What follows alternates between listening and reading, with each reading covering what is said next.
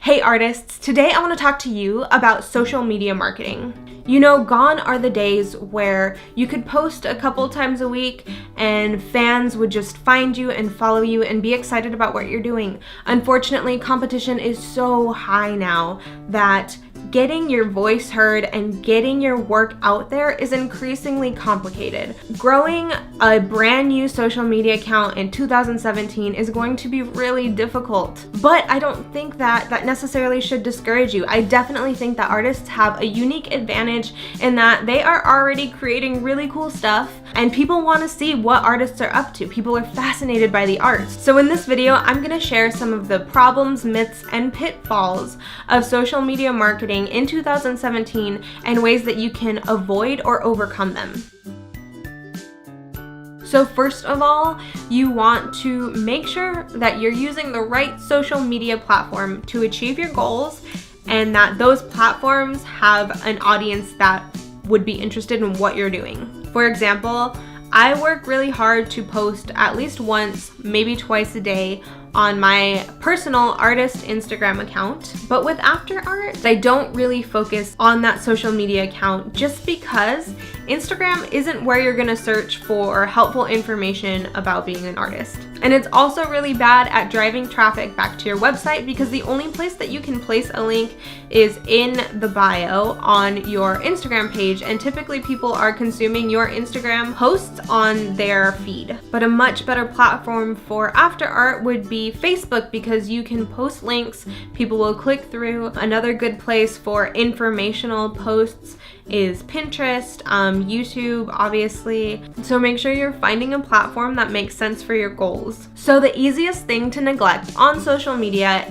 is posting frequently. It is really time consuming and it's hard to remember to post on Instagram or Facebook or Twitter regularly, especially if you have a really busy schedule and you have a lot going on. And the best solution I found was signing up for a social media managing platform like Hootsuite. So now all I have to do is upload everything in advance when I have time, and then I get a nice little reminder every morning when it's time for me to share my post. It is super easy, it's super convenient. Plus, if you're managing multiple accounts, it makes it really easy to stay on top of everything. Another big problem is relying on cross-posting. So you know when you sign up for Twitter or Instagram and you have the option to share it on other social media platforms? Well, obviously that seems like it's gonna be a little bit more convenient, but there are two big problems with that. If people are already getting all of your content, say in their Facebook feed, that really discourages them from also wanting to follow you on Twitter or Instagram. And lastly, it can be a little bit annoying for your followers to see the same thing over and over and over again across different platforms. It's much more rewarding and it's a much better incentive for them to follow you if you're posting original content on each different platform. Another big problem that I see is a lot of times people post at the wrong time. And it's kind of annoying that it's come down to the point where your engagement really depends on what time you're posting, but that's just the case because there's constantly so much information showing up in people's news feeds or showing up on their Instagram or Twitter feeds that it is impossible for those platforms' algorithms to show the users absolutely everything that's posting at once. So the best thing that you can do is kind of guess and see when your audience has the most engagement when they're online. Alternatively, you could create business accounts, and most business accounts on all platforms have some kind of analytics. But the only problem with that, and especially on Facebook, is that personal accounts are prioritized in Facebook's algorithm over business accounts or Facebook pages.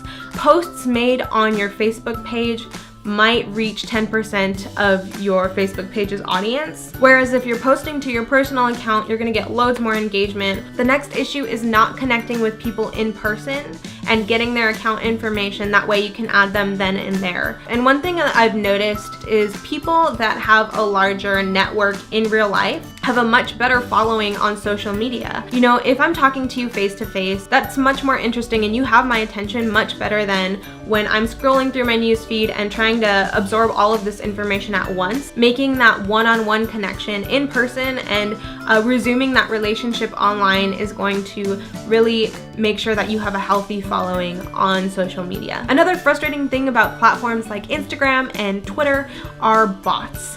So bots are the accounts that are going to follow you, they're gonna like your photos, they're gonna leave comments, all in the hopes that you will follow them back. So they're just generating hundreds of thousands or tens of thousands of followers, or however many they're willing to pay for. I definitely understand why it's tempting. Sometimes it feels like social media is just becoming a numbers game. Who can have the most followers? Who can have the most likes and comments? And you never know when you're gonna get marked as spam a few times and then your account gets shut down and then you can't do anything. Another problem I see is people not optimizing their posts. You know, it's gonna take a little bit more time to make sure everything is perfect, but you will see more engagement if you're tagging relevant Facebook pages or mentioning other people in your posts, including a location.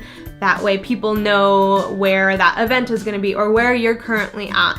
You definitely want to make sure that you are using hashtags because that's one of the main ways that people discover your work. If you want to learn a little bit more about optimizing your posts, you can download How to Art, the beginner's guide to establishing yourself as an artist. And the last issue is neglecting post quality. People want to see great content. An unedited, blurry iPhone photo isn't gonna get the same engagement as if you took the time to compose a great picture, edit it on your phone. If it's a text-based post, make sure that your grammar is correct, that your post includes all of the relevant information, and it will make it easier for people to engage with you, both in person and online.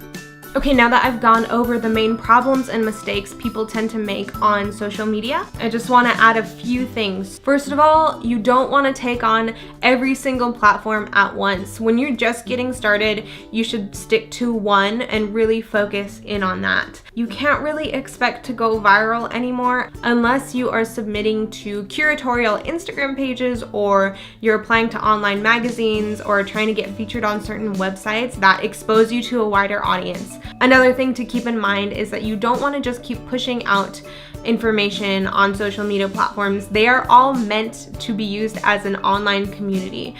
So you should also be commenting on people's photos on Instagram, asking people questions on your Facebook page, sharing and retweeting. That will all help make people care about what you're doing if you care about what they're doing. And lastly, I just want to say that if you hate social media, you don't have to be there. You will have to compensate in other ways, like going to events in person and networking in person and trying to get your website to come up in search, or applying to awards and finding ways to get recognized in other capacities. Social media isn't the end all be all to having a rewarding art practice. Be sure to subscribe to After Art to get videos like this that will help you navigate the world of art.